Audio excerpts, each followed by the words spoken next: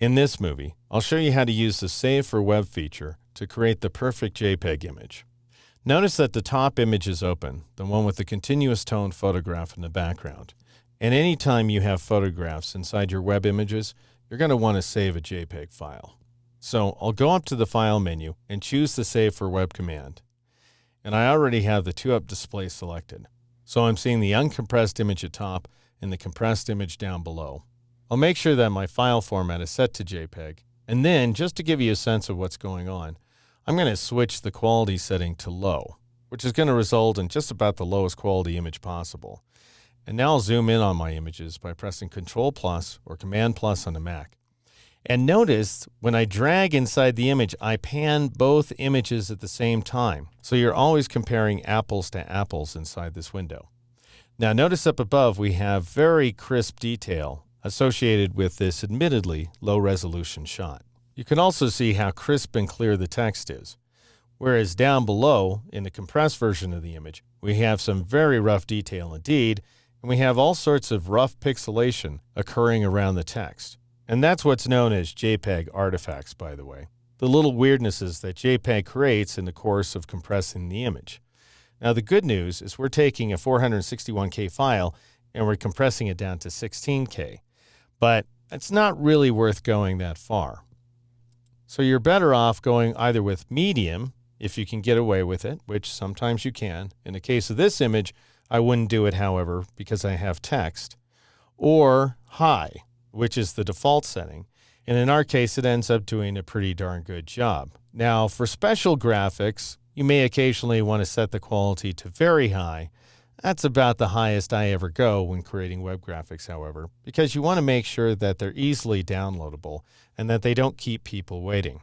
And at 79K, this graphic isn't going to necessarily display instantaneously, especially on slower connections. If you want to get a sense for just how long a consumer of your website is going to have to wait for the image to download, then click on this little flyout menu icon and choose one of the download speeds. And you can safely bet that the slowest download speed is going to be around 256K, probably much faster than that. But let's go ahead and check it out here. If somebody has a very slow connection indeed, why then the image is going to take 4 seconds to download. That's not necessarily good news, but that is a very slow connection. More likely is they're going to have 1 meg or better, in which case we can see that the image is going to take 2 seconds, which in my opinion is still too long. And that's why I'm going to set the quality back to high, which gets us down to 1 second. Now the other options you don't have to worry about too much. Progressive, leave that turned off. Otherwise the image will appear in 3 passes, rough at first, better, and then better still. You don't need that these days, and it tends to look amateurish. Optimize goes ahead and applies some lossless compression to the file. That makes things smaller, so you do want it turned on. You don't necessarily need a color profile, and if you turn embed color profile off, you're going to shave this guy down by about a K, which does make for a more expedient file. The thing is, most browsers don't support color profiles, and most people's screens aren't calibrated, so it's not really doing you any good. The quality number is linked to the quality setting over here on the left-hand side, so they change together, but you can modify that value if you like. You can take it down as low as 0 in order to create a very bad quality image, as you're seeing here, and you can take it as high as 100, which gives you a lovely file. But again, a very large file as well, which is why I'm going to reset things to high, which results in a quality setting of 60. The blur value, if you blur your image, you'll make it smaller. Notice if I take the blur value up to 2, let's say, then I end up taking that file size down to 19K, and that's because whatever the quality setting, JPEG is capable of compressing blurry detail better than sharp detail. But you don't want your images looking like this under any circumstances, so leave that value alone. And then matte is going to fill in transparent portions of the image with the matte color. Again, not an issue where this file is concerned.